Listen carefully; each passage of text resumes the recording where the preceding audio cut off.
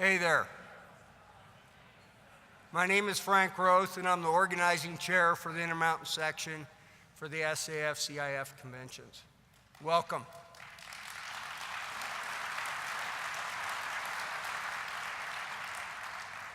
Isn't it wonderful to have close to 4,000 foresters from around the world representing IUFRO, CIF, and SAF? It's pretty impressive.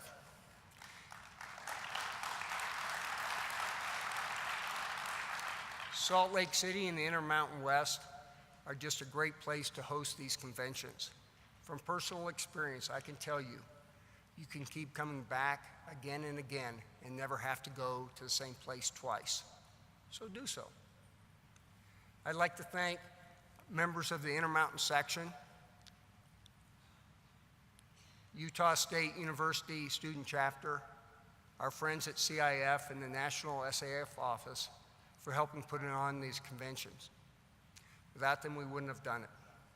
From the Intermountain section, our section chair, Tim Beatty, our volunteer chair, Rick Tholen, International Quiz Bowl, John Roberts, for Foresters Fund and the Foresters Without Borders, Walt Rogers, for fundraising, Joel Franson. And if you're interested in outlaws of the Wild West, you need to get a hold of Joel Franson. He's an expert, in addition to knowing a lot about forestry. And then for communications, Doug Page and Daryl Knops. So think about it. We have over 1,000 students here. They're the future of our organizations and our profession. So what I'd like you to do this week, whichever demographic you're in, is take a little bit of time and go meet somebody you don't know from that other group. It'll be time worthwhile and well spent. So please do that. Now it is my pleasure to introduce our next speaker. He's a farm boy from Kentucky. He has a master's in economics and a master's in forest resources from Duke University. He is currently the Undersecretary of Agriculture, responsible for the Forest Service and the Natural Resources Conservation Service. Please welcome Robert Bonney.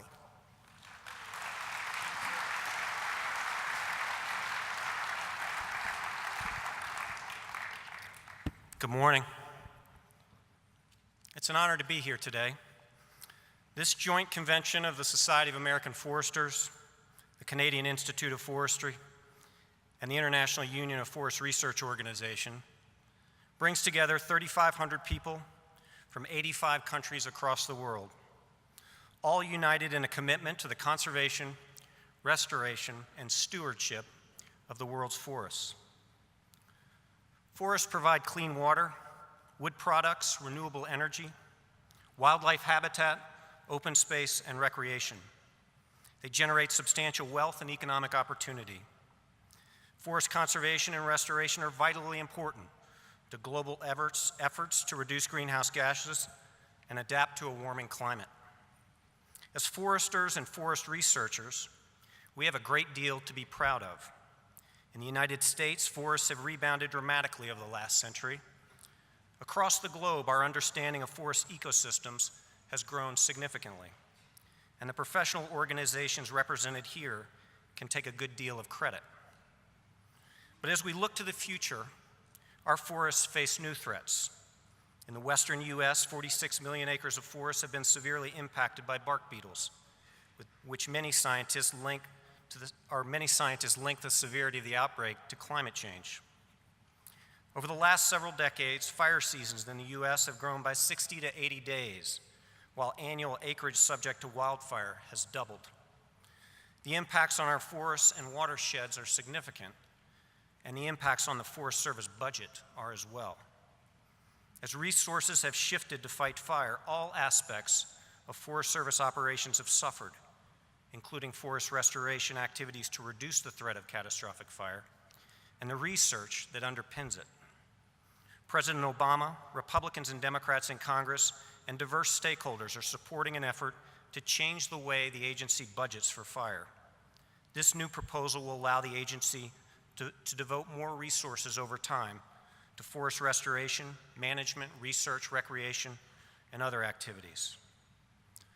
There's also much we can do to increase the pace and scale of restoration on our forests so that they're more resilient to fire, insects, disease, and climate change.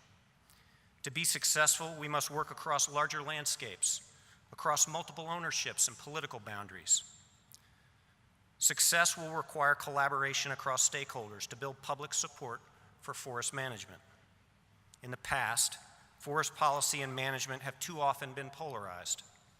Today, however, many environmentalists increasingly understand that forest industry can make ecological restoration of forests possible, while industry sees the increasing public acceptance that comes from collaborative projects. But these efforts will only succeed both on the ground and in the public eye if they are built on a strong foundation of science and research. Perhaps our greatest challenge is slowing the loss of forests in the face of a growing world population.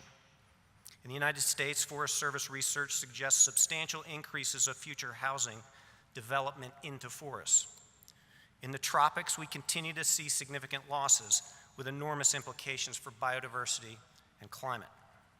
Providing incentives for long-term stewardship and management of forests will be important. In the US, Farm Bill programs, tax incentives for conservation easements, and other programs reward landowners for stewardship. Maintaining and expanding markets for wood products will also enhance incentives for landowners to maintain forests. New markets for ecosystem services such as carbon, water, or biodiversity could also provide value for keeping forests as forests. These emerging markets ultimately, however, will only succeed if the public has confidence that they provide real, measurable benefits backed by science. All these issues underline the importance of our gathering here this week. Success in addressing the threats facing forests depends to a significant degree on the public's support for sound forest management and policy. Today, we recognize that the complexity of the issues we face requires the engagement of many disciplines across forest science, ecology, economics, and social science. While the diversity of countries present here is impressive, the diversity of disciplines may be more so. This convention brings together three organizations that have a long history of putting science and research towards the cause of forest conservation and management. While the threats facing forests are significant, the opportunities facing us as foresters, forest scientists, and researchers are also great. The stakes are high, but if our history is any indication, we are up to the challenge. Thank you.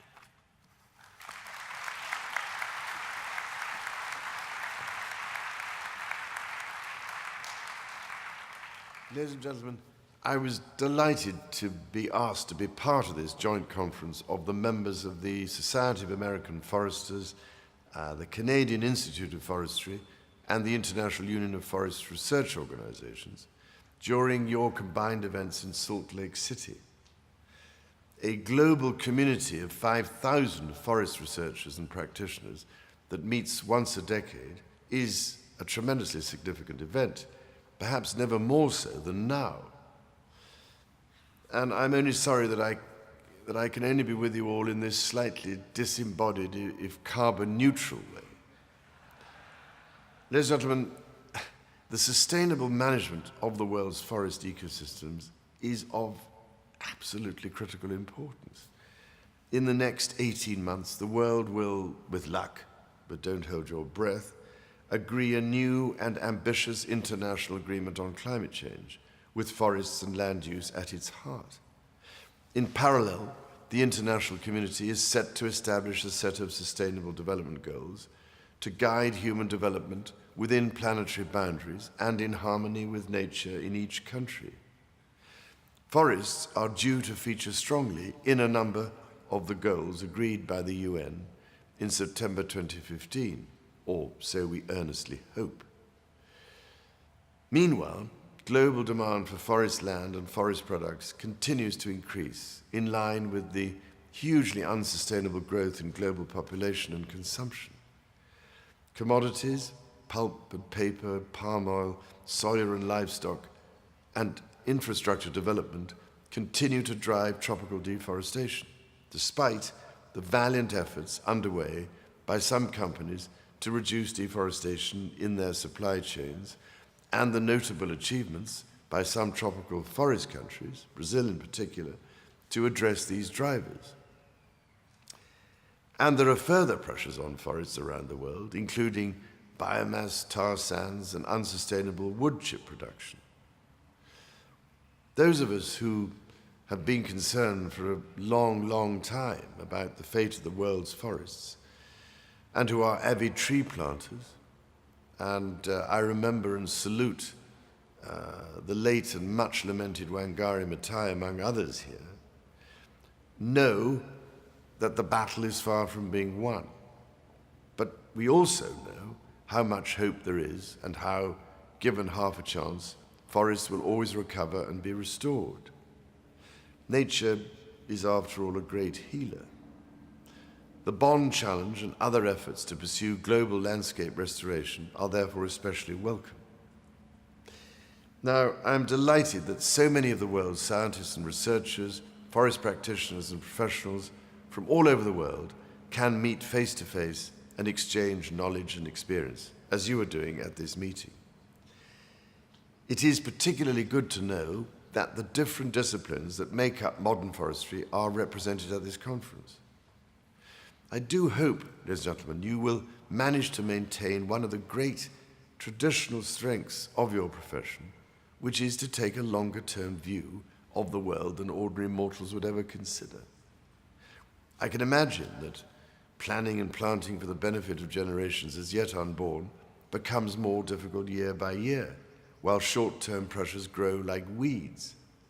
Yet, it is surely more important than ever to make the good long-term decisions that your successors will appreciate.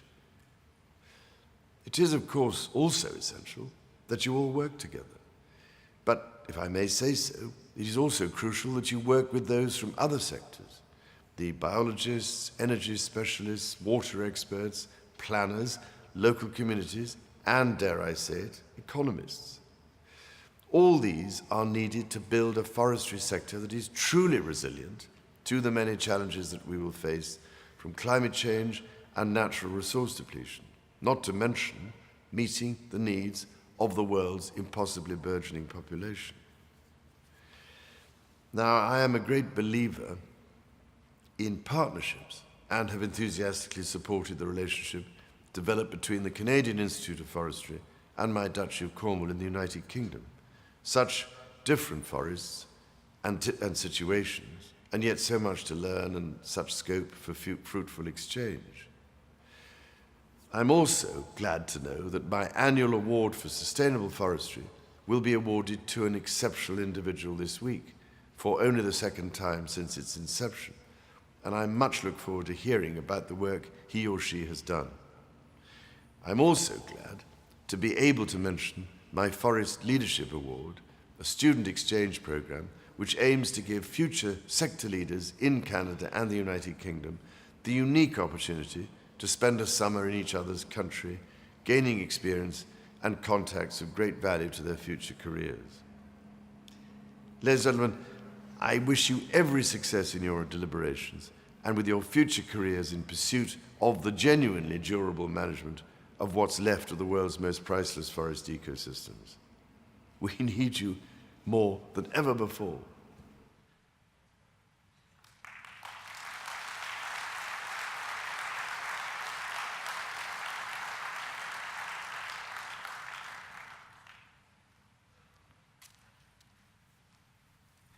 It is now my honor and privilege to introduce our next speaker. He epitomizes what we respect and need in our organizations: his compassion, passion, and commitment to resource management. Please welcome my good friend and our SAF president, Dave Walters.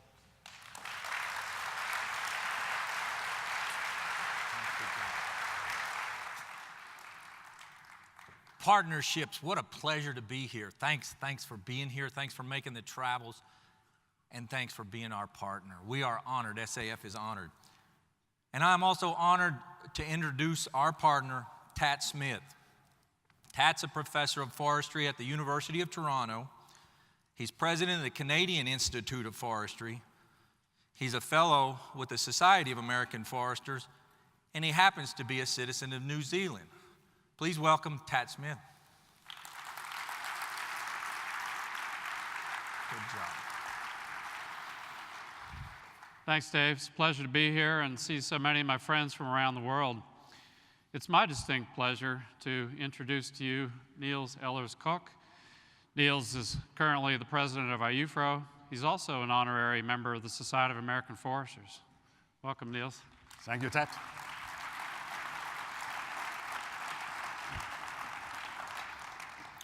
So we're gathered here to continue the long tradition of managing our natural resources. We manage the landscapes that all the people of the world live on. It's my honor to welcome you, the forest scientists of the world, and the land managers to Salt Lake City. Today, foresters from 85 countries are in this room, and we welcome you. And to honor you, we're going to take a quick trip around the world. As your country name is called, we ask that all who are from the country rise and remain standing until all countries in your region have been recognized. So we'll just work around the globe, region by region, and ask you to hold applause until all countries in the region has been called.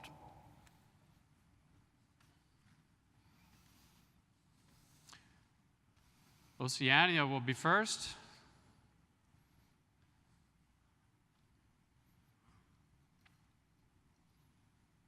Australia. New Zealand. Papua New Guinea.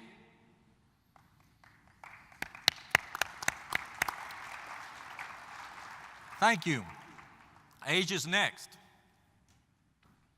Bangladesh, Cambodia, China, China Taipei, the Democratic People's Republic of Korea, India, Indonesia, Iran, Israel, Japan, Malaysia, Mongolia, Myanmar, Nepal, Philippines, Republic of Korea, Saudi Arabia, Singapore, Sri Lanka, Thailand, and Vietnam.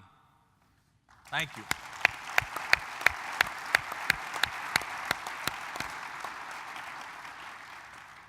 And this brings us to Europe. A lot of countries, so please hold your applause.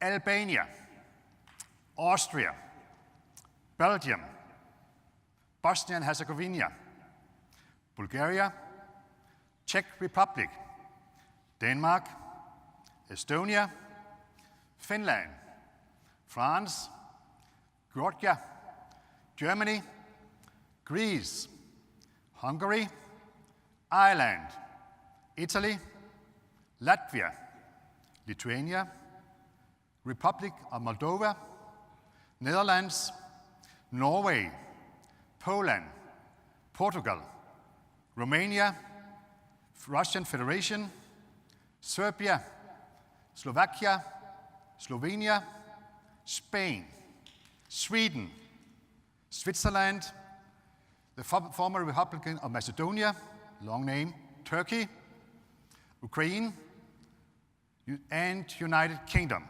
That was Europe.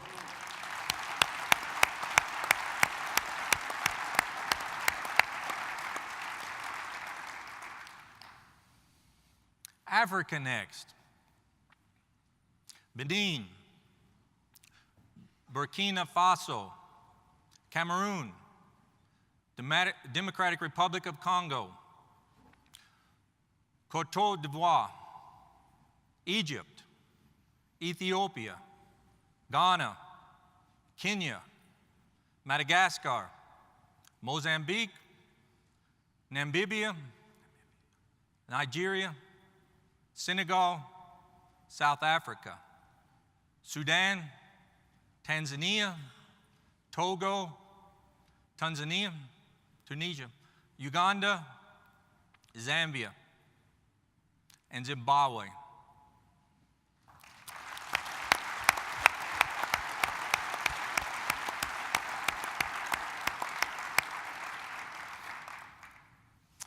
This brings us to Latin America. Argentina, Bolivia, Brazil, Chile, Colombia, Costa Rica, Cuba, Ecuador, El Salvador, Honduras, Mexico, Nicaragua, Panama, Paraguay, Peru, Trinidad and Tobago, Uruguay, and Venezuela. Welcome all from Latin America.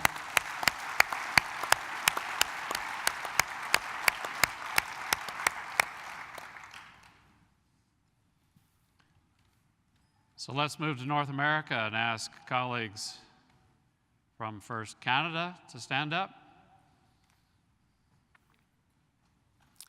And the United States.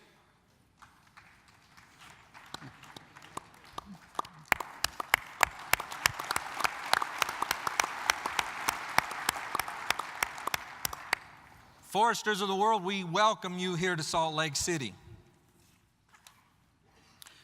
During our convention, we'll hear our best research, but more importantly, we'll build new partnerships, new networks, new friends. And so today, the three of us welcome you to Salt Lake City, and it's our honor to be here representing our societies and to say thank you for your passion, your commitment to the world, and to what you do for our forests. Thank you very much.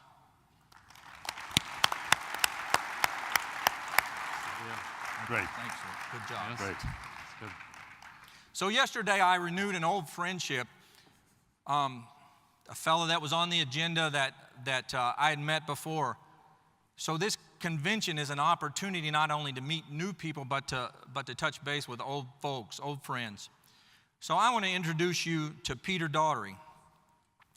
Peter, although I knew him as PJ, is a private forest division's chief at the Oregon Department of Forestry. So thanks for being here, Peter.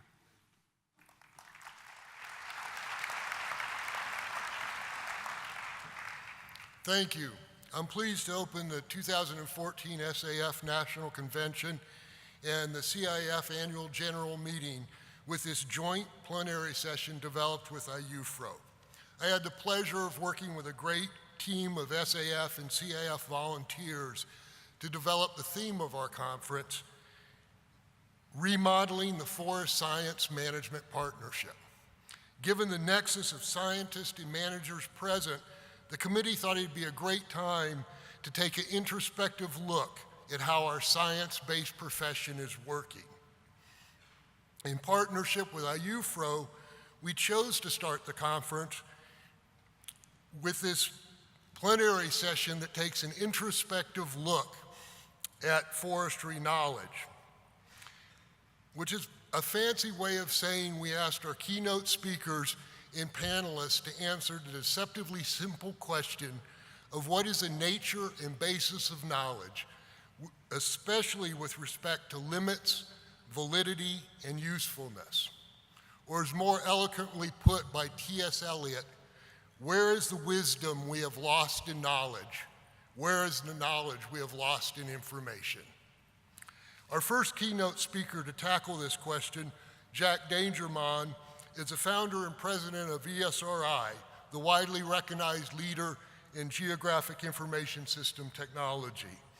A pioneer in spatial analysis method, Jack has a passion for trees. For more than 40 years, he and his team have worked with foresters from around the world to create geospatial tools to improve forest management.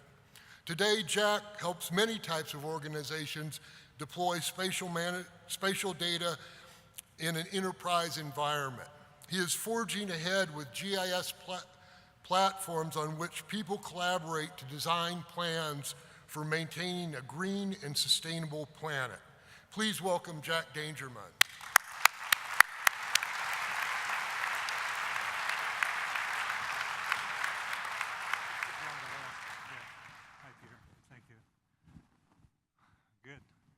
Good morning. Good morning, everybody. It gives me great pleasure to speak to you. You're a very special group of people, and I recognize that as the Prince articulated. In many ways, cross-cutting, but also deep in the whole world of forest management. I'm going to talk about a topic which I first started getting involved in as a young person in school. It was at that time called computer mapping.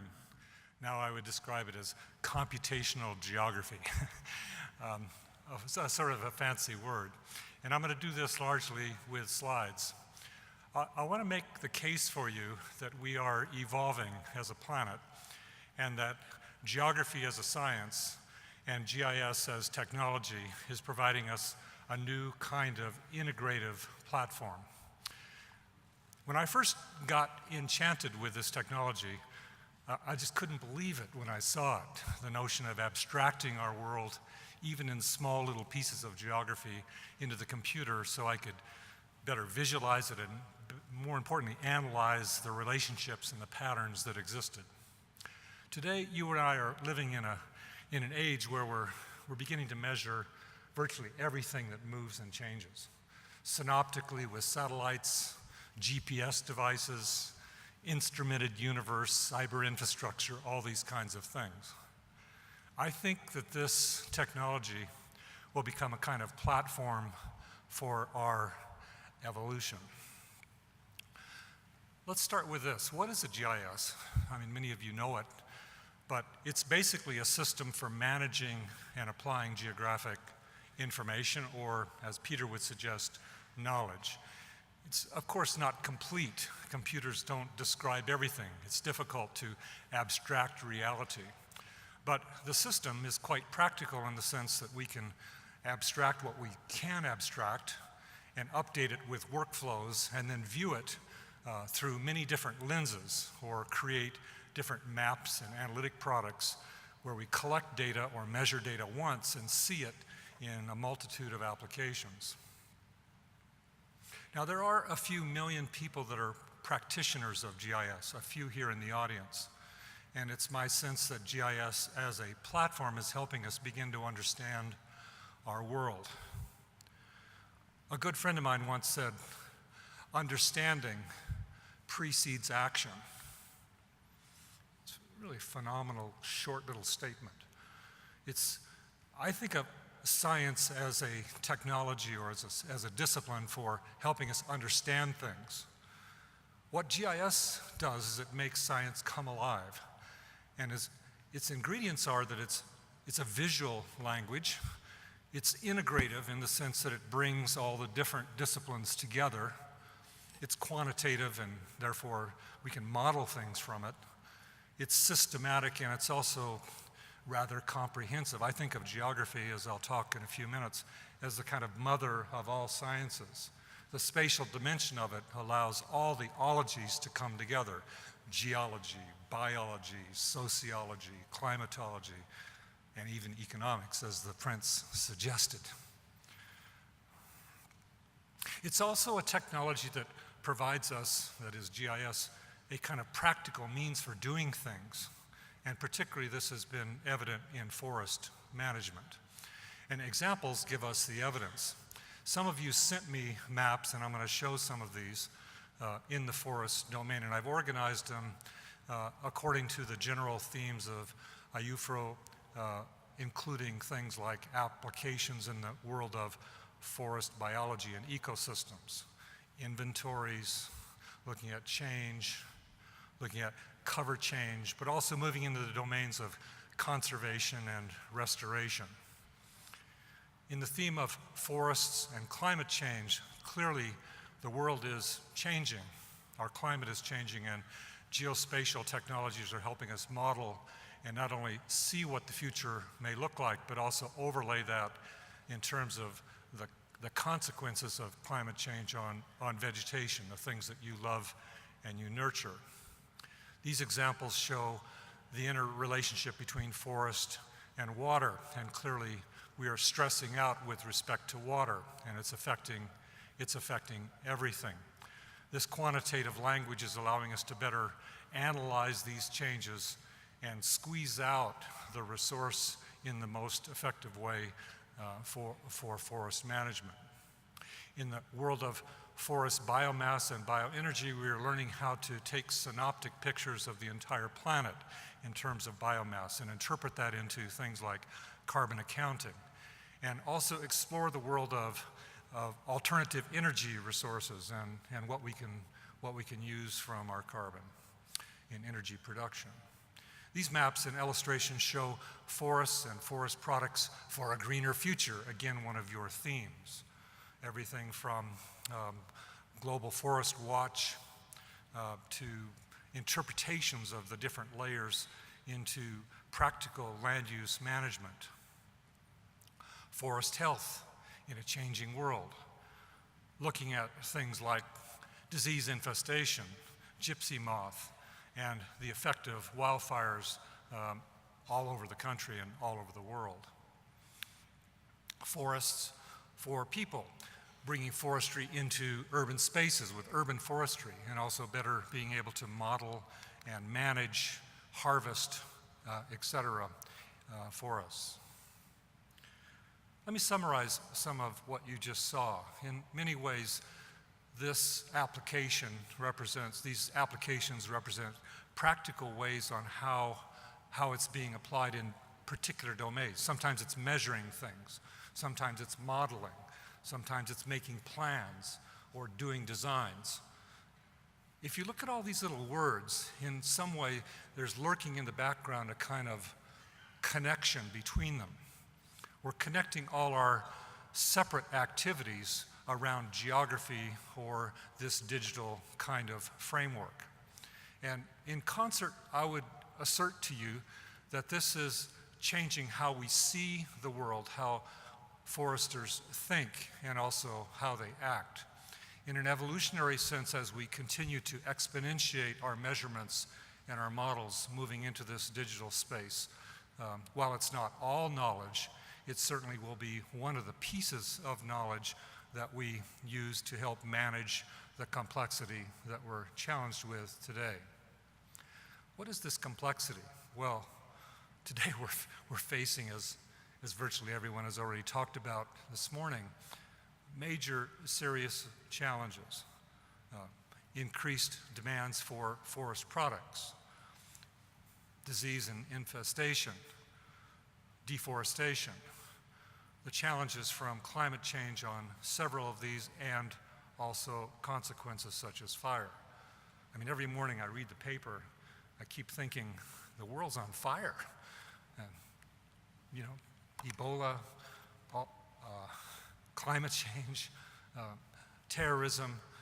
It's not a very pleasant world. And also, we're seeing it applied, the implications of all of those forces on forests, the very thing that you guys have dedicated your lives to look after.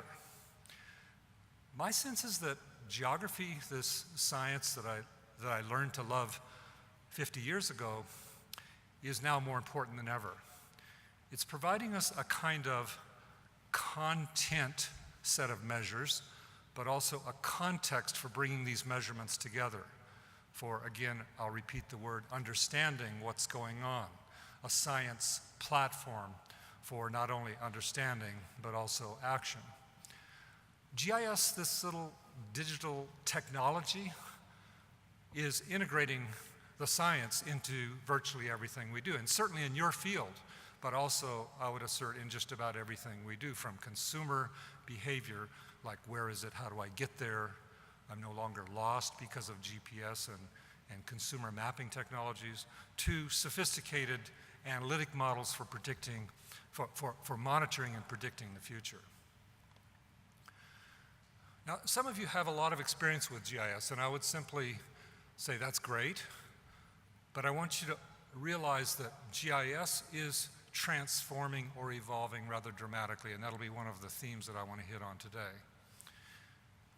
The individual pieces of GIS that we have invested in different institutions over time are actually becoming part of an interconnected platform. Our servers, the data sets that we hold, are connecting to the web, as our desktops being fed by knowledge, as this whole new app revolution being fed by geographic maps and data. We're also learning how to share content, my data with your data, our respective knowledge of how to work with data, our models across networks. Now this is being enabled because we're having faster machines and faster networks. We're able to access this knowledge through our little devices that most of us have. And with cloud services, we're starting to see a new pattern. I like to call it a web GIS, which is fundamentally different. It's like email in a way. It's actually connecting us and bringing together all of our data and our technologies and our trade crafts for working, and also our people. Connecting a kind of network of resources to address the kind of complex problems that we're facing globally. This web GIS is fundamentally a new architecture. Again, I'm speaking to the GIS people in the audience. Traditionally, what we've done is taken all these maps and put it into a database, a big data bank, and then we could look at it. This meant that we had to have common data models, we had to all agree, and this centralized approach, while powerful, is somewhat inflexible. The new pattern that I'll talk about, this WebGIS, allows us to read in data from all over the place using something called web services, distributed services. I'll read in your map from Australia, I'll overlay it on this Chinese new sensor, and I can combine them, and I don't have to put all the data into a central space. This is a very agile approach, and like the web, it's a pattern that's picking up very quickly. This WebGIS leverages all the new kinds of measurements, in situ data like stream flow, etc., synoptic data off of satellites, LiDAR, all of that. It's kind of like an overlay on top of what people are starting to call the Internet of Things, smart things that talk and know their location.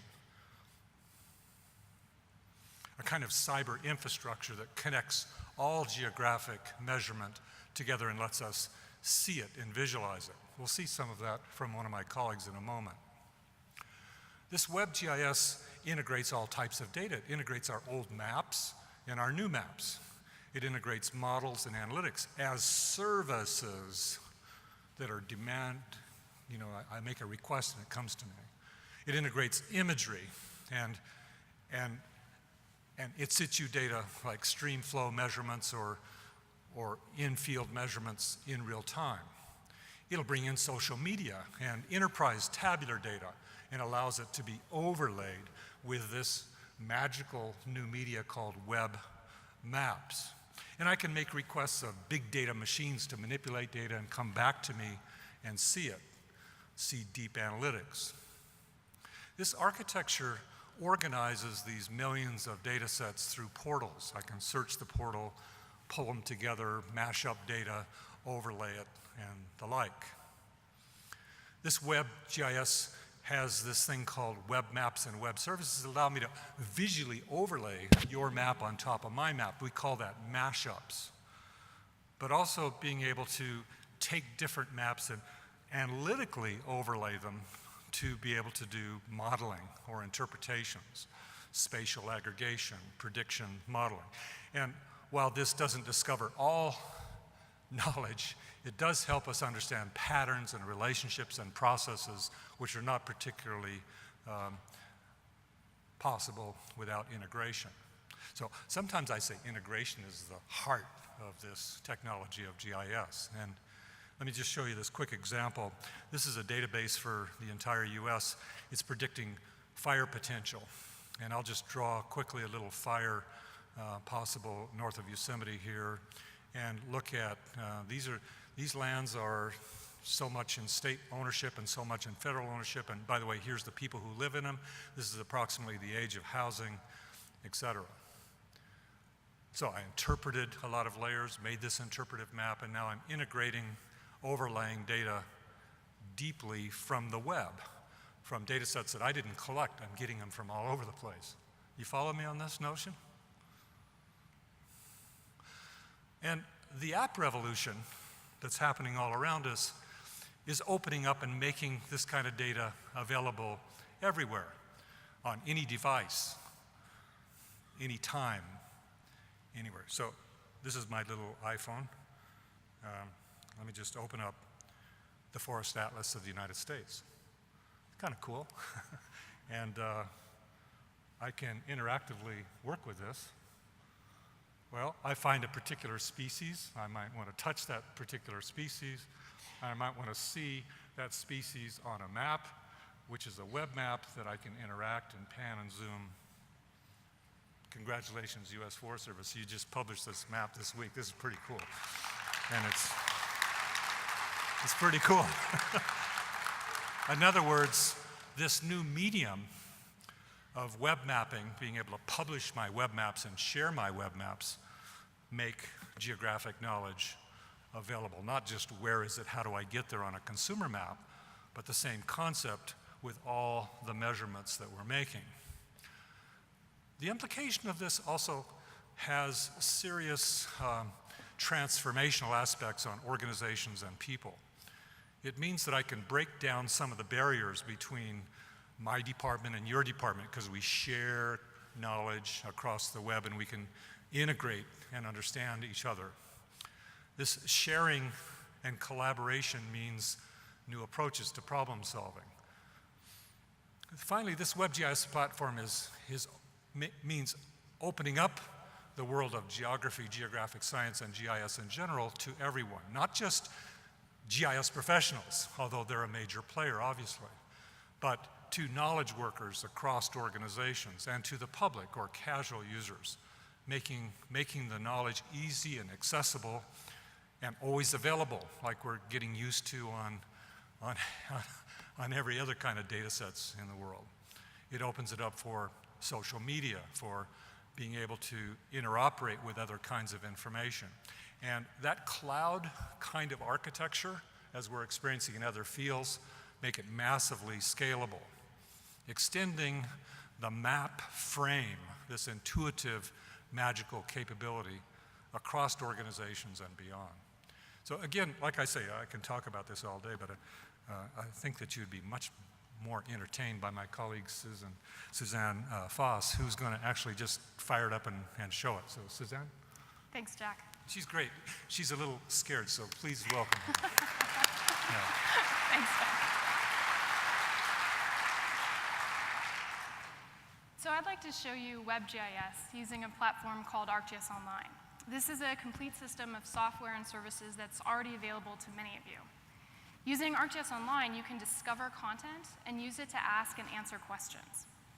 This is a WebGIS, which, as Jack is saying, is a new style of GIS. And this comes with, or it includes, landscape content for the entire US and in many cases worldwide. Esri's gathered together a living atlas of authoritative data, maps, and apps on a variety of topics, from demographics and lifestyle to transportation and urban systems, and also to the physical and biological resources of our environment, things like land cover, soils, terrain, and ecology. This landscape content's in digital form and it's ready to use. It's hosted by Esri, but it's derived from the authoritative owners of the information, and it retains all of that key metadata. So this layer, for example, shows earthquake risk across the US, and it's derived from USGS data. And there's many more layers like this available in this collection. There's about 150 layers available today. You can also share and work with your own data in ArcGIS Online. I'm searching for content on forests and pulling back a variety of data shared by other organizations. So things like forest boundaries, canopy cover, and forest decline. And as you bring your data into this WebGIS, you can also integrate it in maps dynamically. This map is called Forests to Faucets, and it visualized the importance of drinking water relative to forests. So the yellow and green means an area is less important, and the deeper the blue, the more critical the watershed is for surface drinking water. And these maps aren't static. As WebGIS services, they're linked to the authoritative source information, so you can view additional information in pop-ups directly from the source database hosting the information. But the key is being able to dynamically integrate different data sets. And you can search against this platform for additional content and actually bring data together. So I'm looking for resources around forest fires, and I can bring fire burn areas into the map. This shows fire burn severity from 1984 to 2011. And so right away, we can begin to see some of the risks to priority watersheds. And you can complement your maps with those hosted layers from Esri. These demographic, landscape, and ecological layers are just there, and they're ready to use. Let's add this layer into the map. This is development risk across the United States for the next 30 years. So the darker the red, the more likely the area is to be urbanized. And this is just one of, again, about 150 layers available for you to leverage with your own data sets. So we've now fused 3 WebGIS layers showing both development and fire risk to priority watersheds, the kind of information that can be used to inform forest management. So the platform gives you ways to discover and integrate content, but you can also transform your mashups into information products. What we're going to do is transform this into an information product in 3 steps. So first, saving the map. Saving a map doesn't actually duplicate any data. It links it to the source information so that the map's always up to date. Step 2, sharing the map. You can share maps to your colleagues, to your organization, or to the wider public. And step 3 is distributing the map with a ready-to-use app. ArcGIS Online comes with a library of configurable apps that you can essentially drape over top of your mashups.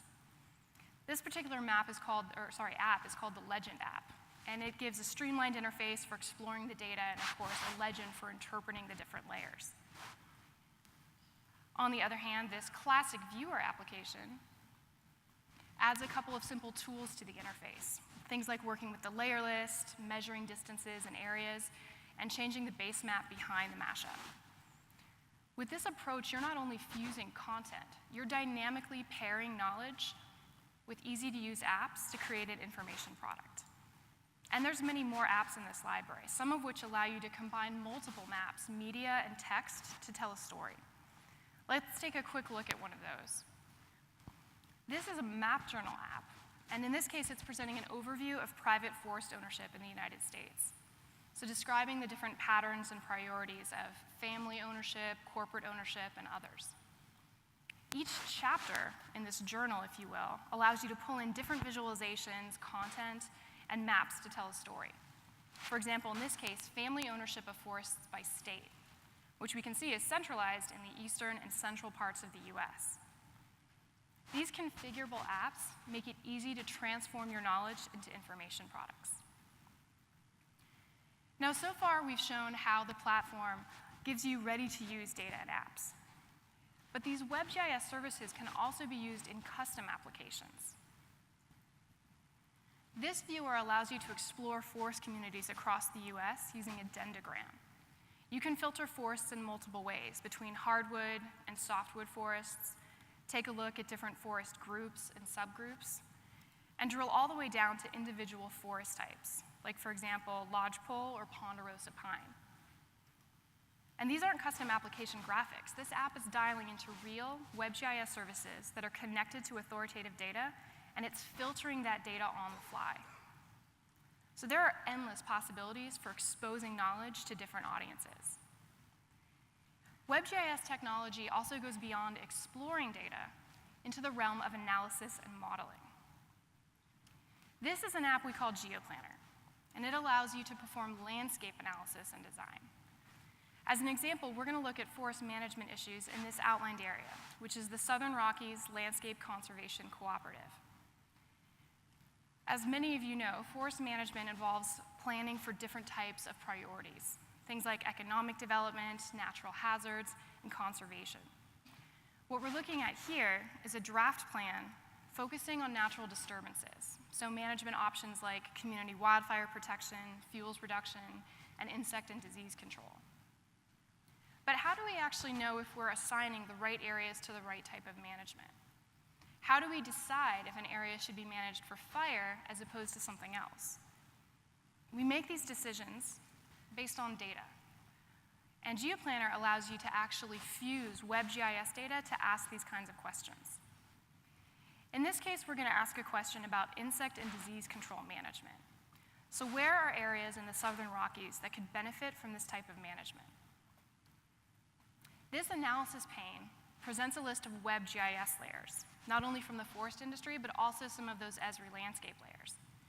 It includes things like the basal area density of different tree species, land ownership, and also losses from different kinds of pests. What we can do with these data sets is choose from them and combine them to answer a question about pest control. In this case, we're going to ask where we see impact to lodgepole pine trees from the mountain pine beetle.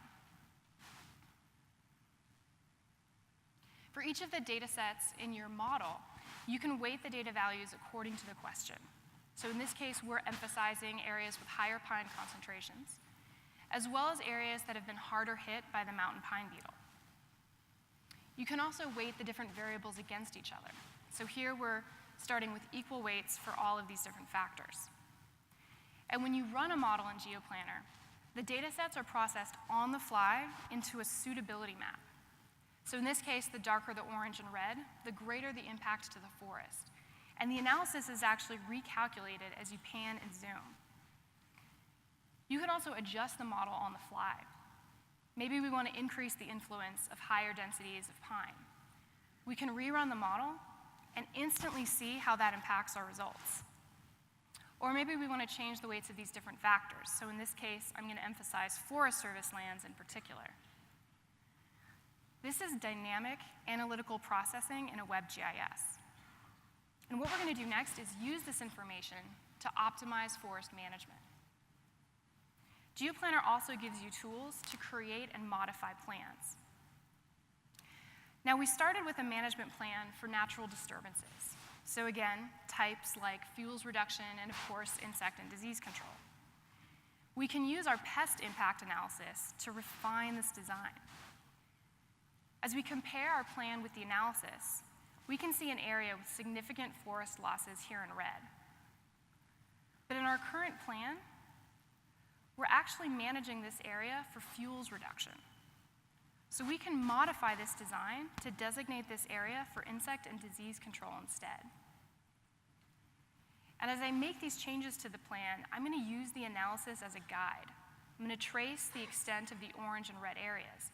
High suitability in the model, again, meant high concentrations of pine and significant losses from pests. So in a way, I'm actually sketching against a myriad of data sets at the same time. We've now improved the plan to actually align with the issues affecting the forest. And we can go even further and evaluate the entire plan against this analysis. This dashboard reflects the plan. So the pie wedges show the amount of land assigned to each management type. Watch what happens when I click on insect and disease control in gray. GeoPlanner summarizes the analysis underneath those areas.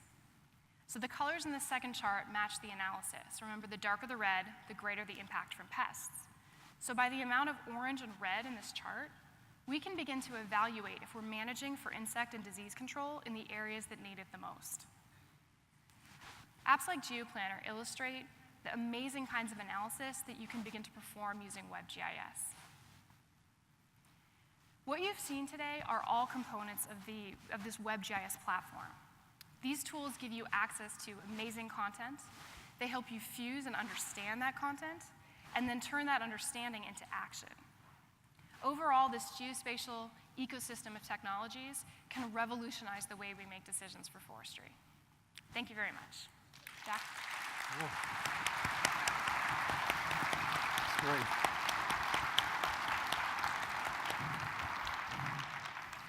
It's amazing, isn't it? And that wasn't just a little demo. She was running it live. I mean, you can see why I'm getting excited at this point in my life. I'm starting to realize this is all going to work out. I mean, we'll connect to measurements. We'll be able to do the science and analytics with measurements.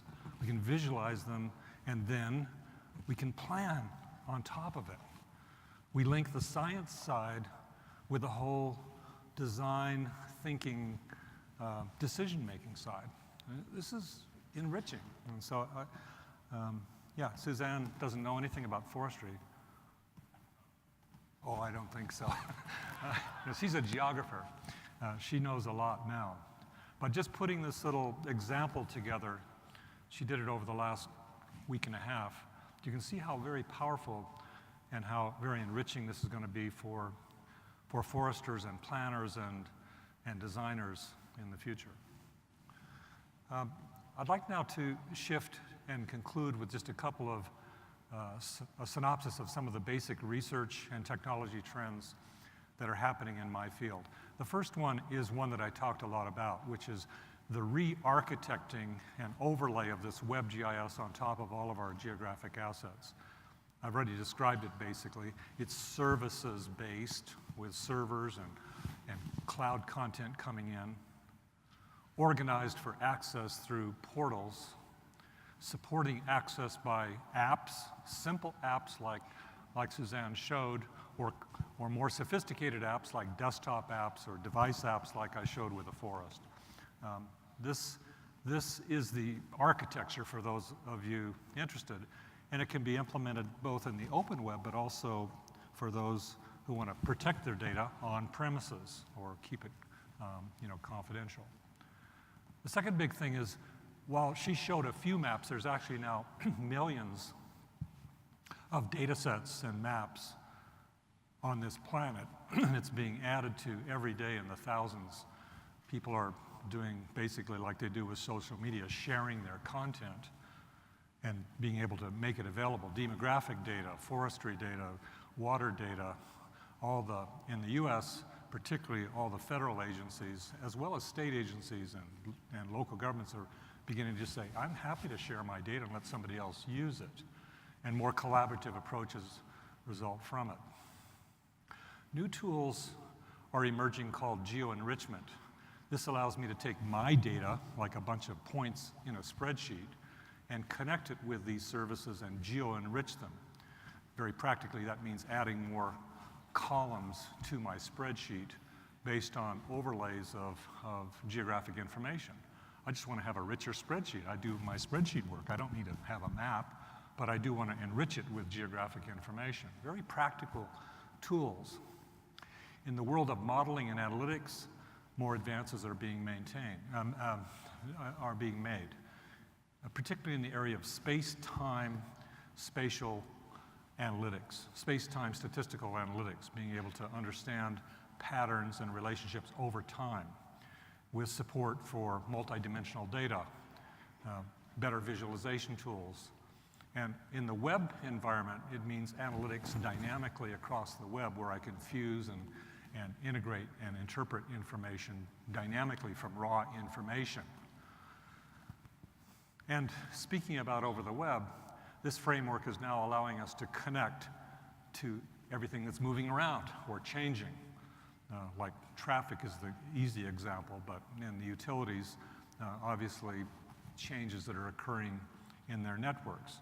But in situ data, stream flows, weather changes, not only being able to be seen, but also analyzed while they're being visualized. Geo-triggers, geofencing, alerts, messages, events, seen and reported on dynamically. And also increasingly 3D data in the form of LiDAR measurements, which can be visualized, of course, that's kind of fun, but more importantly, analyzed in 3D. 3D relationships between this and that are now possible. And imagery, I mean, the world is increasingly being imaged. Forecasts suggest about an order of magnitude every 2 years for the next 10 years. This is gigantic. We'll measure everything. And that will be flowing into this environment for dynamic analytics, not traditional old-time image processing, but on-the-fly image processing, on-the-fly serving. And that will affect the way that we model and see things. And I already talked about the app revolution. One content platform, just like email, available from any device. With GIS kinds of apps that support common workflows, some of which Suzanne suggested here, planning, designing, but also apps that integrate business systems like the Cognos or Dynamics or that kind of information right into the world of science. So we're, again, integrating the science side and the business side using maps as a very practical way to make your science data come alive in context. GIS is a context language. And also, increasingly around the world, we are seeing the interest in open data, being able to make data openly available, data and open services. So your data, you may wish to start thinking about sharing it for the betterment of others who have great ideas that can leverage your information. This is now easily accomplished with apps. And finally, geodesign, my favorite subject, why I actually got in the field. The integration of synoptic information, GIS information, with the design process, linking the science side and the creative side, being able to come up quickly with alternatives like Suzanne illustrated here, in collaboration with others, being able to plan our cities and make them more livable and make our forests and forest conservation more sustainable. So let me conclude with a couple of comments. I've shared a lot of content, and I apologize for it. But I believe that we need to, at this particular point, start thinking about creating a better future. Right now, we're operating at the effect of all this crap that's occurring and not standing up and building plans to create a better future. I know that many of you are in your science niche or you're developing one thing or the other, but it's my sense that we now have to begin to make a plan for the future that leverages everything that we know. And in your world, creating a better future means, I think, geo-enabling forest professionals of all types, from the measurement side to the management side. This means understanding what this new medium is going to bring. It means empowering, envisioning and empowering. And that means educating ourselves. I'm becoming an old man. I can hardly believe it. But I'm very aggressively trying to figure out how this technology works. I can tell you, I can't sleep at night as I see it show up on my screen because I understand what this means. I think this will make a huge difference. And I think also I'm fully in on building the next generation, not only in colleges and universities, and I know many of you are academic teachers of various types, but I'm talking about moving even further down into K through 12. Earlier this spring, the President of the United States announced a major program called Connect Ed, and he, through this program, is putting GIS and mapping into virtually every K through 12 school in the United States. This is very interesting because kids get it. I watch them. They can put maps together, they see their neighborhoods, they see where the arrow's going in the wrong direction quickly, and they come up with creative solutions. So I just want to encourage all of you to adopt schools, and those of you who are in teaching to continue your work aggressively.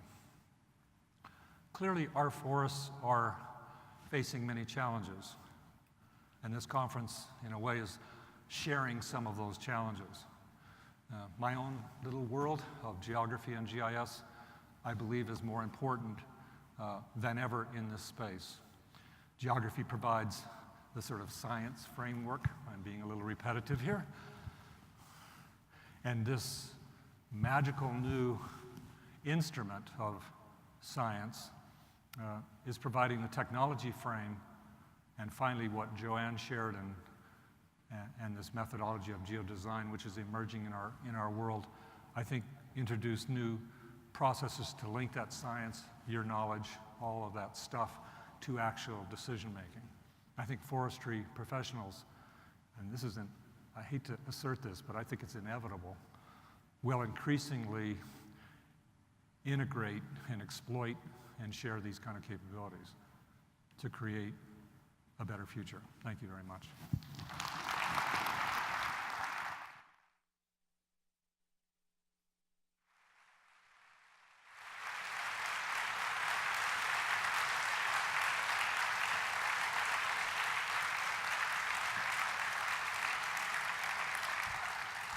Thank you, Jack.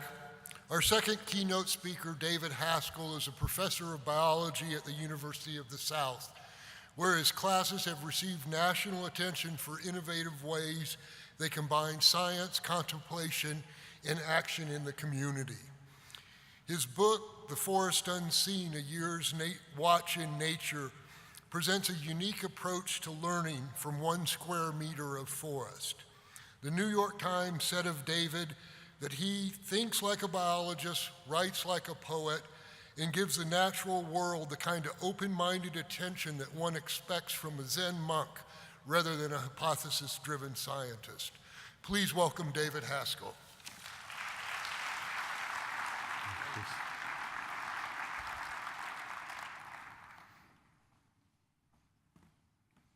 Thank you for that kind introduction. It's a great, great honor to be with you here this morning. I'm going to start by offering my thanks to the organizers and sponsors of the event, the 3 institutions, SAF, CIF, and the International Union of Forest Research Organizations for making this great gathering possible, and especially offer my personal thanks to Carol, Peter, Craig, and Jennifer for their welcome and excellent preparatory work. Let me put a plug in also for my colleagues. At 11 o'clock, we will be gathering here on sofas and discussing, having a conversation about the questions that have arisen, both during the keynotes, but also some other controversial questions in the nature of knowledge and of how that knowledge transfers into forest management. So I hope you'll join us then. I realize I'm the one standing between you and your coffee, and so I'm rather nervous, but I encourage you at 11 o'clock when the coffee is done to return to this room for that conversation. So this morning I will discuss my project of forest observation, a different and complementary way of discovering and integrating knowledge. Discuss some specific and also some more general insights that I gain about our forest and our relationship to it, and particularly addressing on the focus for these keynotes and the plenaries, the nature of knowledge, how we can access that knowledge. So first, what did I do? This is near my home in Swanee, Tennessee, in the United States, in the southeast of the United States. Mostly deciduous forest. Late one winter, I walked across this mountain slope and found a little sandstone rock that looked flat enough that I could sit on it for the better part of a year. And the area in front of that small rock, an area I had never seen before, although I'd been on this mountain slope many times before, that area, 1 square meter, became the focus for a repeated set of observations. Over hundreds of hours, I returned to this 1 square meter of forest to open my senses, to pay attention to what was before me, to let go of the agenda, and just to try to pay attention. The patch of forest is located just around the corner of the slope here. For those of you who are familiar with Swanee, Tennessee, which has a wonderful forestry and natural resources program. I know there are some people here who have been to Swanee and indeed walked into this very mountain hollow. The place that I sat is just around the corner on the slide here. This plateau is a sandstone cap sitting on lower layers of limestone. The slopes coming down from the eroding escarpment host forests that have species typical of the southern Appalachians. For a temperate region, there is a very high plant diversity. This is an old plateau, and it was never glaciated. So the diversity of salamanders, land snails, freshwater animals, birds, herbaceous wildflowers is very high. People have been living in this area for at least 9,000 years. Native Americans used the slopes mostly for hunting and gathering. Their major towns and villages and agricultural areas were at lower elevations along rivers where the cities and towns of today's society are still located. European settlers practiced small-scale agriculture on these mountain slopes, but that was a rather short-lived attempt. The land further down was less rocky and more productive. In the early and mid-1900s, the slopes were a major source for moonshine whiskey, and in fact, this particular mountain hollow gets its name, Shake Rag Hollow, from that particular practice. If you wanted some moonshine, you'd stand on the rocky precipice, shake a rag in the air to gain the attention of the moonshiners, leave your money on a rock, come back later in the day, and your money would have transformed into a jar of liquid corn. And this area still provides the oak and the maple used in the production of Jack Daniel's whiskey and other Tennessee whiskeys, which are matured and filtered through the products of this forest. So as you enjoy your Jack Daniels, you are in fact connecting, bodily connecting to the mountains, slopes, and the highland rim of central and east Tennessee. The distilleries mostly source their wood locally.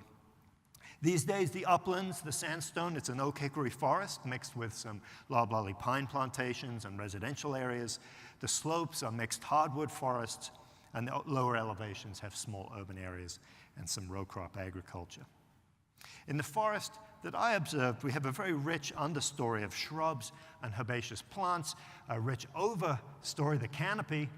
You hear this is looking at the same forest in the fall, and you can see every tree has a different color and texture and shape. It's an indication of the very high tree diversity for the temperate region. This is one of the highest areas of tree diversity. I came from Europe, and there are more trees in just a few acres of forest here than in all of Western Europe, so it's a challenging and joyous place to climb up the learning curve of dendrology and local natural history of the plants.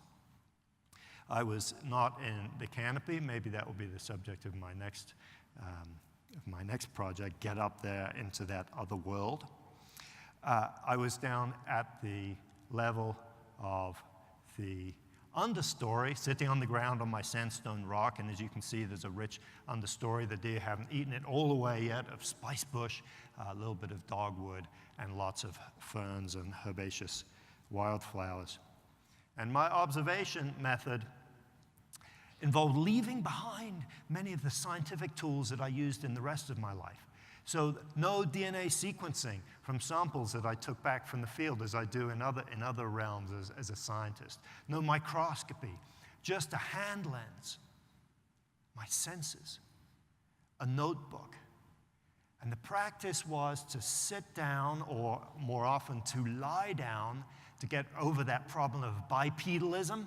You know, I'm about 6'2", so my eyes are 6 feet above where a lot of the action is happening. So get down on the ground with the hand lens pressed to my eyes and shut up for a change. I'm not modeling that for you very well this morning, but in my other realms of being as a teacher and as a scientist, I'm going to the forest a lot, but I always bring an agenda. It's a very garrulous way of being. Today in class, we're going to study the carbon cycle, or tree physiology, or natural selection. We come to the forest to learn, and we learn, I think this is a good thing, through a lesson plan, but we've applied a filter to what, and a series of expectations of what we're going to see. The same thing with my scientific work. I might have a grant or a personal scientific project that's guided by a hypothesis. Again, there's an agenda. So I wanted to, just for my own sake, to go to the woods, to sit down, and as far as possible leave behind some of those agendas and be in a more open, contemplative mode, and see where that would lead me. I truly did not know where it might lead me. So I returned over hundreds of hours, trying to open my ears, my nose, all my senses to what was happening there. I mixed up the times of day and night that I visited. I did not just visit in the morning or the afternoon or at night or when it was raining or sunny. I mixed those up. And so this square meter is a lens through which to observe the operations and the life of the forest. a little bit, if you want a physical analogy, it's like a pinhole camera. You make a tiny pinprick in a sheet of paper or of cardboard, and the light streams through that pinprick onto the screen behind and forms a crisp image. But if the pinprick gets too large, the image starts to get blurry and then finally goes away, and all we have is diffuse light. So this is the paradox of contemplative practice. As we focus in and slow down, we see things in a different way, in a crisper way, and in a way I would argue that is not at all in conflict with the big scale ways, the scientific ways, the GIS methods of knowing, but is a different way, and a way that we need to cultivate as we move forward into the future. My guiding metaphor for this project was the Tibetan sand mandala. I called my circle of forest the forest mandala. The Tibetan sand mandala is created by monks in community over several days, streaming very fine little lines and dots of colored sand in an act of meditation and of memory to create this beautiful sand painting, if you like. And that painting is about the same size as the square meter that I observed during my watch in the forest. So there's a congruence of spatial scale here, but I think the congruence goes much deeper, because the creation of the sand mandala is an act of meditation. But the sand mandala is also a representation, as understood through that particular religious tradition, of the entire universe. So the entire universe is seen through 1 square meter. And here we have on the sand mandala, the 4 gates leading on the path to enlightenment towards the center, where the lotus flower symbol of Buddha sits. And of course, Blake in the Western tradition raised the stakes by shrinking it to a grain of sand, to see the world in a grain of sand, and a heaven in a wild flower. And so what I did was take these insights from religious traditions, the contemplative practice in all religious traditions, and apply it in an ecological context. I wasn't going to the woods to seek enlightenment or to seek sacrament or communion, but to take this contemplative approach and to see what I could observe about the functioning of tree physiology and the lives of salamanders and my own reactions to the forest. The sand mandala is also profoundly ecological, because when it is finished, this object of beauty that my instinct is, I've got to go to the art supply store and get some kind of spray to put over this to preserve it and then frame it and put it on the wall. It's so beautiful. No. What happens is that the sands are gathered up. All this intricacy and complexity is destroyed, and those jumbled sands are cast into running water. So the sand mandala is a symbol of impermanence. And of course, that is really the only thing we truly know about ecology, is that this too will pass. The world is a dynamic place, always changing. We see that on a small scale in ecology, and we see it as we look into deep time through the eyes of geologists, and also as we look into the future, we now know that we're in a planet that has always been changing and that is now changing very, very rapidly. So I see some ecological wisdom in this particular practice of the creation of sand mandalas.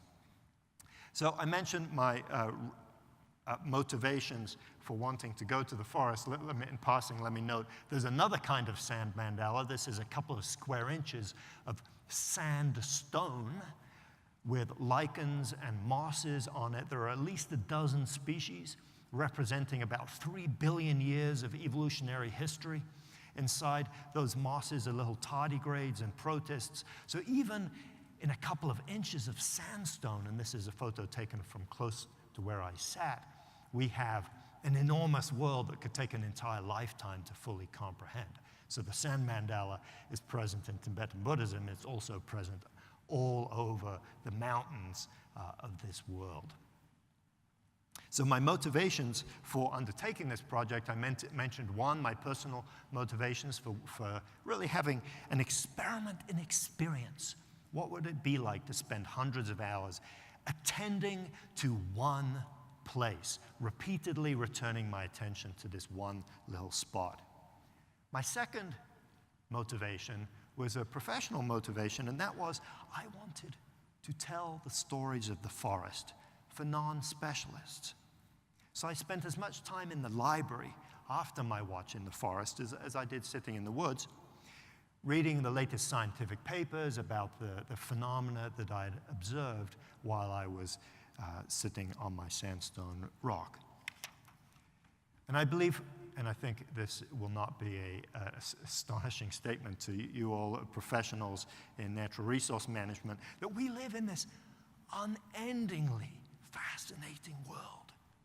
And yet this wonder about trees and snails and birds and the things that we know quite well and have the privilege of interacting with on almost a daily basis, this wonder is too often buried away from the general public in scientific papers, in technical reports. We've deepened our understanding of the world enormously in just the last 10, 20 years, and yet these mind-blowing stories are mostly unknown, untold, unseen. And this matters for several reasons. It's a problem for several reasons. We can't hope as a broader society to be responsible co-participants in life's community without knowing something of the nature of that community. But I'd argue further than that, further than the practical reasons for educating the general public about forest science and about forest biodiversity and the challenges of management, the challenges of understanding, there's also inherent value in a society at large knowing something about the community that we live in and about our kin. This is Darwin's startling assertion that the trees up here on the stage with me and in this room with you are our blood kin in exactly the same way that your cousin or your sister is blood kin to you. If you go back 2 billion years, there was a cell that split into 2 daughter cells. One of those daughter cells became me and you, and one became these spruce trees. That is an astonishing and in some ways outlandish assertion, yet as far as we can tell, it appears to be true. And so knowing something of trees and of birds and of the microbial community is like Thanksgiving dinner, or in other cultures, I'm from Europe, so Thanksgiving is still a little alien to me, but it's a family gathering where we draw together the cousins, the grandmothers, the fathers, the sisters, and in biology, of course, some of the family will drive you crazy and try and kill you. Right? So viruses, half of all animal species on the planet are parasites. And maybe the analogy to Thanksgiving is not quite so far-fetched in that regard. So my first message this morning is about the importance of communication beyond our professional circles. The general public needs to hear and engage with stories of the forest. And there are many stories. I bring mine, and you all bring your own lenses through which you see the world, and that will be the topic partly of the panel discussion we'll have here in just a short while. But stories that arise from sustained relationship to particular places are particularly infectious and compelling for people. They cause people to change how they see the world. They will never be able to walk through the forest again and not notice the moss or smell and understand the microbial community, the smells of the microbial community. It changes how people perceive the world and how they relate to the environment.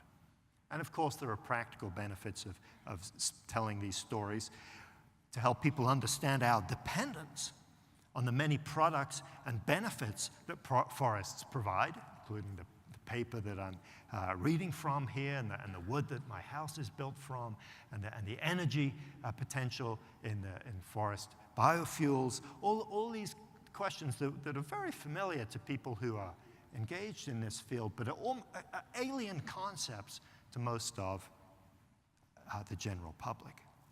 So there's a practical benefit to telling these stories. There's also an aesthetic benefit. Stories of the community of life of our kin can enrich people's lives, give them a sense of the beauty and complexity of the world, and of the challenges of being good stewards amid this complexity. And I think understanding and sinking into the particularities of place can help us get beyond some of the polarization that has infected many of our, and is a dominant character of many of our discussions. And I've been part of that. Other people in this room have been part of that. We all get our hackles raised occasionally. But sitting down and listening to stories, real stories about real places from real people, can help get beyond that and to get into a position of mutual respectful listening. So what did I see? What did I try to communicate in my book? I'll mention just a few biological themes and then talk more generally about what this method of observing the forest might have to offer at other scales. First, and this was a very striking observation, I saw very clearly and felt and smelt that the world is ruled by the inconspicuous proletariat. We big creatures and our kin, the mammals, the birds, even the trees, form a tiny fraction of the whole. The large organisms are the hood ornaments of life. The engine is down below. It's the microbial community, the unseen biogeochemical connections, the tiny little insects and fungal strands in the soil. This is true in terms of numbers of organisms, in terms of biomass of organisms, and in terms of the importance of these creatures to the natural functioning of ecosystems. So nutrient cycling and carbon storage, many of these processes are influenced or dominated by the microbial world. And how can we communicate that to people? Well, we can access the microbial world through some amazing genomic technologies, some amazing microscopy. But another way is to reach down into the soil, take up a half handful of soil into your hand, and realize that there are 1 billion organisms living in that half handful. And if you take a double handful, you've got 7 billion microorganisms in there, the entire population, human population of the planet, held in your hands. Incredible amount of life. And then raise it to your nose and smell. And you're using the built-in app, the app you don't need to download, the gas chromatography machine that is in your nose. It's not as good as your dog's nose or your cat's nose, but it's still pretty darn good. And you can smell that microbial community. And I'd encourage you to take this up as a practice. And as I've traveled, I've had the fortune of traveling around the world, smelling the soil in different places. And it's like wine tasting, if you like, except you don't get the buzz. And you can do it in countries and places where wine is not allowed. So, and that's the wine, right? The celebratory wine of life that we're smelling there in the soil. And getting into these subtle processes and telling stories about them, starting with the senses. And starting with the senses at a particular place really is a human-scaled way of telling those stories that complements other ways of, say, looking at the planet from a satellite, which is just mind-blowing. If you can complement that with looking at the forest from lying on your belly in the ground and paying attention to the root hairs of a pine tree as they wander through the soil, foraging like a little animal there, you've got some powerful knowledge there by integrating these different levels. So let me give you just briefly a few more of my favorite examples of some of these inconspicuous proletariat creatures who run the forest. Before we move on, here's a picture of one of those organisms that gives off a nice earthy aroma, an actinomycete. These are strange semi-colonial bacteria that have as much diversity in their feeding habits as all of the animal kingdom combined. This particular actinomycete feeds on biofuels. It feeds on dead organic matter in the forest floor and has been the source of antibiotics So if you've taken any antibiotics, you have connected with the actinomycetes, even though you may not have known it. And certainly the pill bottles that we get many of these forest products from, right, the medicines, they don't indicate the origin in the soil or the forest. So I think CVS and Walgreens needs to start putting some fungi and trees and actinomycetes on their, printed along with the little warning that it will make you drowsy or whatever it is, the drug they're warning you about so you can't sue them.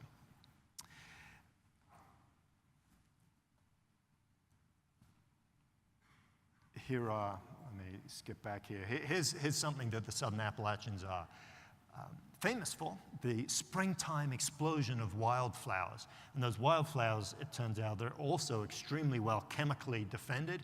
You wouldn't want to eat most of them. And in fact, many drugs are derived from these wildflowers, including the first birth control pills. There are cancer treatments that come directly from the wildflowers of the Southern Appalachians. So this is a bloodroot. It comes out early in the spring. Its life depends on the mycorrhizal community in the soil, as do the lives of many trees. Here are some seeds of bloodroot, enormously magnified. This is the biggest bloodroot seed you will ever see. They're smaller than little peppercorns in real life. And you'll see that there is a strange gelatinous substance attached to the side of the seeds. That's the elaiosome. That elaiosome is put there to bribe ants. What ants do is grab that, take it back to their nest, and eat the elaiosome, and then dump the seed that they regard as a waste product on their anthill compost heap, which is a perfect place for the germination of bloodroot seeds. And so, although we appreciate the wildflowers for their beauty and their medicinal qualities, the integrity of their life cycles depends on the ant community. And of course, ants are those almost a symbol of obscurity in our culture, and yet, without them, these wildflowers would not be able to disperse and would disappear from our forests. Unfortunately, of course, ants communities are changing. Fire ants are moving all across the southeast. What a fire ant does is it eats the elaiosome and then leaves the seed in place. So a great example of an invasive species altering ecological dynamics, and you all are very familiar with many others of those examples. Even leaves, we think we understand a leaf. A leaf is not what it appears to be. I'll skip over these slides of the snails. A leaf is also run by an inconspicuous proletariat. Here is the fungal community sampled from just a small portion of the surface of one maple leaf. I dabbed the maple leaf very briefly on this agar, and boom! Here are the dozens and dozens of fungi present on the surface of that one sugar maple leaf. If we sterilize the surface of the leaf and ask what's inside, what is the endophyte community within the inside of the sugar maple leaf, this is what grows out. So these are two different samples. The sort of dark strips here are little pieces of sugar maple leaf. And what has grown out are all the fungi that are living inside of that leaf. So the leaf is, in fact, a community.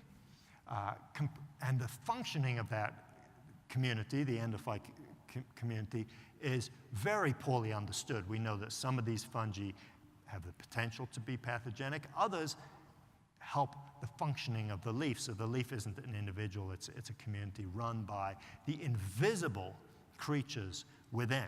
They can be made visible by some simple Petri dish techniques. And then beyond this, the more sophisticated way, of course, would be to use some genomics, because this culturing method is only bringing out 1 to 10% of the fungi that are in that leaf. The others can't be cultured in this way, and so there's a whole hidden diversity that it can be revealed only through the DNA, through analysis of the DNA of the creatures. So our challenge is how to think about forests at a large scale, as we must, at a human scale, and even a beyond human scale, when so many of the processes that govern the function of the forest happen at very, very small scales that are at or beyond what we can detect with our unaided senses. And I'd argue that personal sensory connection, knowledge from relationship to a particular place, repeated relationship, gives us the first step. And that first step is awareness of these small-scale processes and awareness of the limits of our current knowledge about them. Then we can start to thinking about incorporating them into our measures and benchmarks of forest health, of how communities are interacting with forests, and so on. So the rule of the inconspicuous proletariat becomes revealed through this contemplative study of the forest.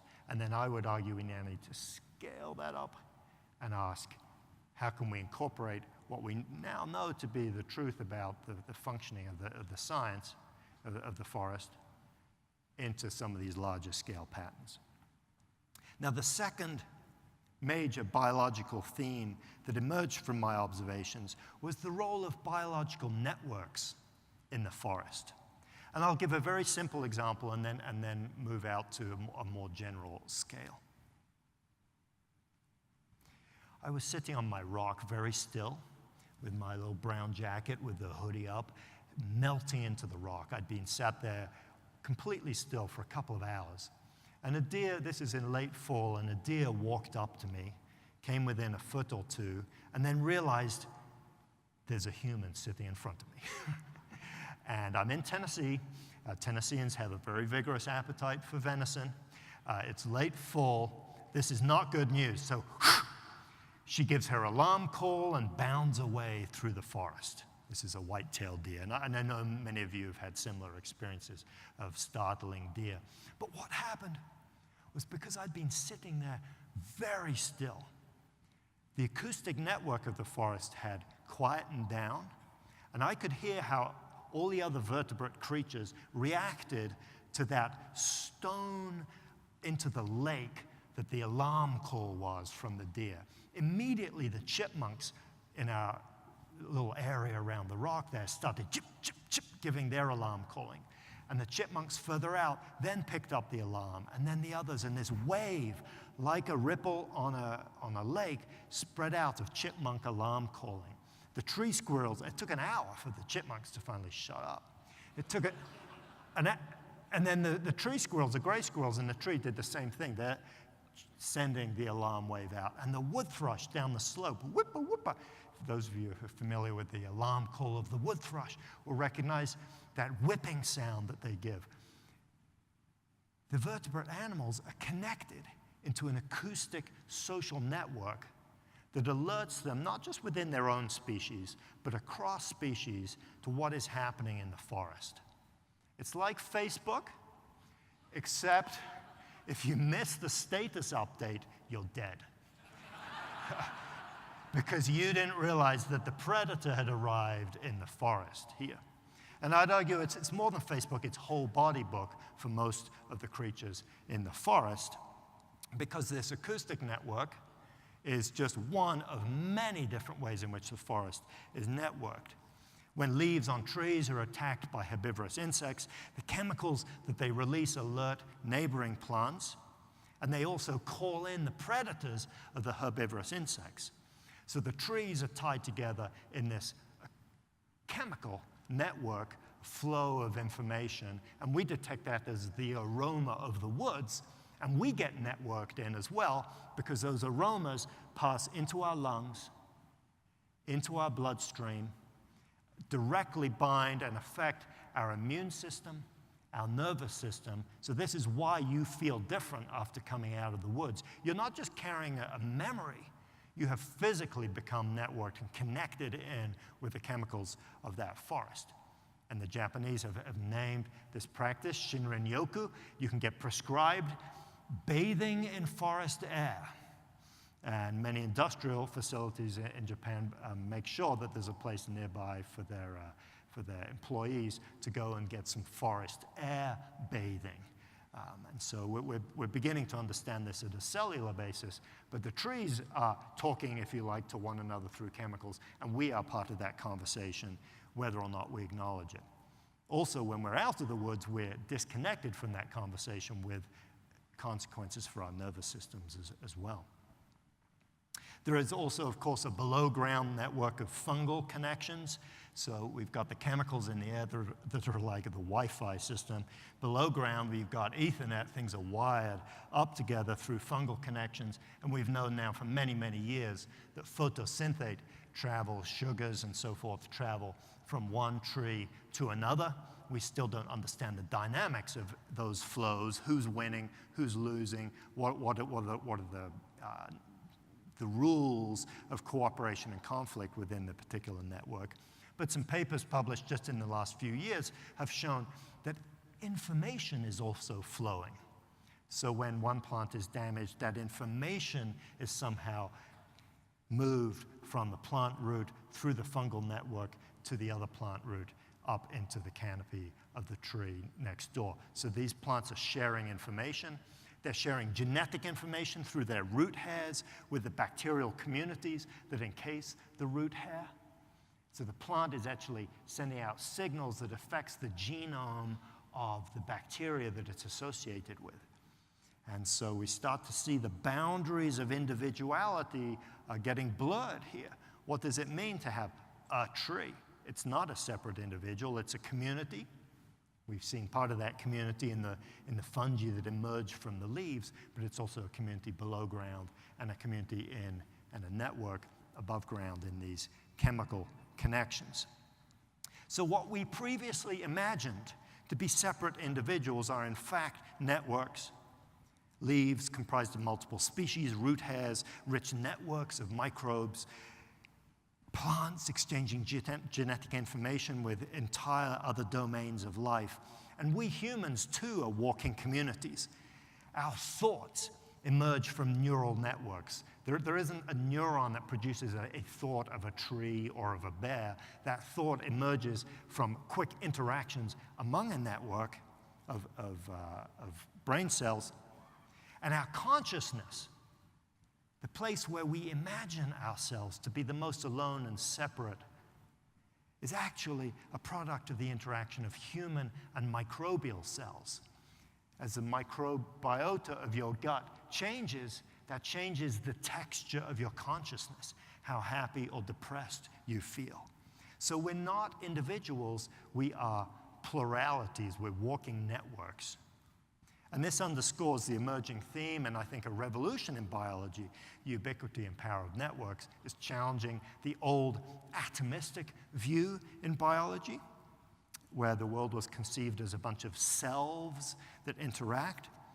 The other way of looking at life's community is that the fundamental reality is not the self, but the network. Without the network, the individual falls out of existence. And as humans, we can recognize that. What's the quickest way to eliminate the humanity of anyone is to disconnect them from the human social network, let alone any biological networks, and we know the consequences of that descent into inhumanity. Now, these networks are not a big love, sort of new age love fest of oneness. They're networks where the cooperation and conflict, that tension that invigorates and gives motion to all of life, all of biology. The network is a place where those connections, those tensions are continually renegotiated, redefined, and being remade. So what does this mean about how we should think about forests? Forest viability might be less about objects and more about relationships. Those relationships bring the forest into being, they sustain it, and they include relationships with people. We are, and we have been, and will continue to be part of that network. And of course, the challenge now is we're trying to figure out what is the most productive, sound way to be part of that network that sustains both the human economy and the economy of the community of life. And of course, there are strong parallels here with the networks, the nervous system for the planet that's being created by Esri and by many other folks, and that we carry around in our pockets, right, in our cell phones. Back in the 70s, I had a little personal computer that was an atomistic self. Now, my computer, the device is almost irrelevant. What matters is the network. That's what Facebook can monetize. That's what NSA wants to spy on. It's not what you posted on Facebook. It's who you connected to, what you linked, how you clicked, what are the patterns of networked relationships. That is the important thing. And you can throw away one cell phone and get another, and you're still in that network. So the device is not the permanent reality, the network is. So the computer revolution in some ways is not, I wouldn't say replicating, but it's mirroring, recreating, reimagining the 3.5 billion-year-old nervous system of the planet that we call life, that network of relationships that has been going ever since those first little molecules started replicating each other in the primordial ooze or at a hydrothermal vent. We don't know how it all got going, but it's since the beginning, the earliest fossils, known fossils of life anywhere in the universe are already networked. A stromatolite is a networked set of fossils. So the challenge, though, is that we barely understand most of these connections. We're just learning about them year by year. Every week, a new issue of Nature and Science comes out, almost always with an article about biological networks at one level or another. And so we're right on the edge of this revolution. And we're poorly equipped to notice them. Most of the relationships in the forest are hard for us humans to see, to notice. And so one advantage of repeated attention at small scales is that networks start to emerge into our awareness, and in fact, into not just our awareness, but enter us physically and connect with us physically. So what do these observations of one small patch of forest in Tennessee tell us about the synthesis and application of knowledge, the theme of these plenaries? I would argue that the attention to the universal and the particular are mutually supportive. They need one another. They feed one another. If we focus just on one tiny patch of land, we can't understand what we're seeing because we lack the large-scale ideas and the context. On the other hand, when general principles are applied without attention to the particularities of place, we're liable to make grave errors. We'd be like movie directors who don't know the names of the characters or the nuances of the plot. We just apply a formula from elsewhere. So powerful knowledge comes when we integrate the two approaches. Now, unfortunately, the nature of our educational system generally privileges the universal over the particular. Personal, place-based knowledge is an endangered species on many college campuses and many classrooms across both in this country and across the world. And in academia, the situation is terrible. Mobility is the name of the game. You go to high school in one place, then college, then undergrad, postdoc, first job, second job, professorship here, there. So the questions you ask have to be able to be put in a U-Haul and moved across the world. So that what the nature of knowledge is changed by the mobility of academic culture. And the same is true to a greater or lesser extent in the world of NGOs and the world of government and the world of business. We have become dislocated and unrooted, and our knowledge reflects that. We see this very clearly, just one specific example, in the US, in the next generation science standards that are being applied in many states across the country. These are designed to prepare students for tomorrow's workforce, not notably to be tomorrow's citizens or lovers of the world, but to be good members of the workforce. And within these science standards, you will find no encouragement to know the names of the 5 most common tree species in your state or region, or to be able to identify the 3 common bird sounds that you would hear in your local area, or to know the 5 microbes without which the dinner on your plate would not be possible. Instead, students are asked to do abstract cost-benefit analyses around natural resources extraction. They're asked to consider geoengineering the planet, to deal with climate change, to look for technological solutions to reduce impacts of human activities. And those are all really, really worthy activities. I'm not dissing them at all here. But what I am saying, though, is that if we produce an education that is focused on geoengineering and the big scale and the universal, but leaves students without any knowledge of the particularities of their homes or their dependence on natural products like wood and fiber, we're giving them an impoverished education. And this will yield sour fruit. It's also an education that divorces the mind from the body. There is no substitute, as we know, for embodied, lived experience with other species, with other people, to reveal truths that cannot be found in books. And I say that as a book writer. So the question we're presented with is, therefore, can the particularities of place, of home, matter? And I'm not arguing for narrow provincialism. The universal is enormously important. The big scale is enormously important. But the universal in particular have to be in conversation with one another. Luckily, in forestry and natural resources classes are some of the few places left where attention to local organisms, local ecological processes, even the names of species, let alone the ways they interact, these are places where these skills are still taught. It's being lost from most of the rest of the educational system.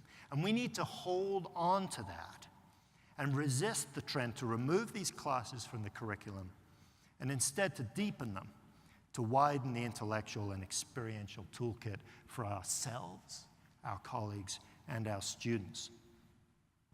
We can all form sustained sensory, intellectual, and emotional relationships with particular places. A tree on a campus, a stream around the back of a housing development, a small patch of woodland edge. Through repeated interaction involving all the senses, we learn in a profoundly different way than through abstraction. We also quickly run up against unexpected discoveries and the limits of what we know. The immense gap between the complexity of the world and what we can currently grasp with our scientific knowledge. And this is enormously helpful. Through relationship, we discover truths that cannot be grasped through other means. And that relationship provides a place to integrate the disparate strands of our lives and thought and feeling. So contemplative practice, like sitting observing one patch of woods, can help other ways of knowing by seasoning our sense of knowledge and power with the spice of uncertainty and the leavening of an embodied knowledge. So I conclude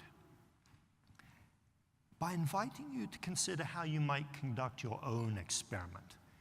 Find your own forest mandala, construct your own pinhole camera, find a place and commit to giving it repeated attention over months, over years. I have a colleague in Brooklyn who lives in Asphalt City. There's one tree on his block. He has a practice every day of checking in with that tree just for a few seconds. How does it look today? What are the buds doing? He is more connected to the patterns and the functionalities of the community of life that many of my neighbors in rural Tennessee who are surrounded by trees are. And what's the difference? He's committed to a personal practice of repeated attention to one place. So I encourage you to find your own way to lean into this over to the years. And again, to echo T.S. Eliot, second time Eliot is mentioned from the podium this morning, be still and wait. Thank you for your attention.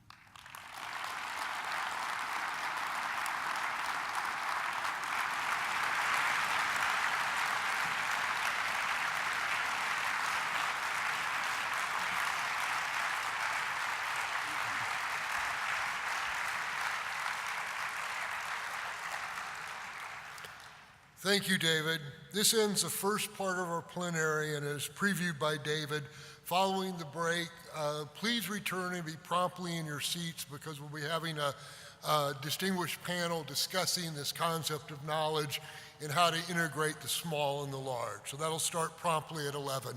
Thank you very much.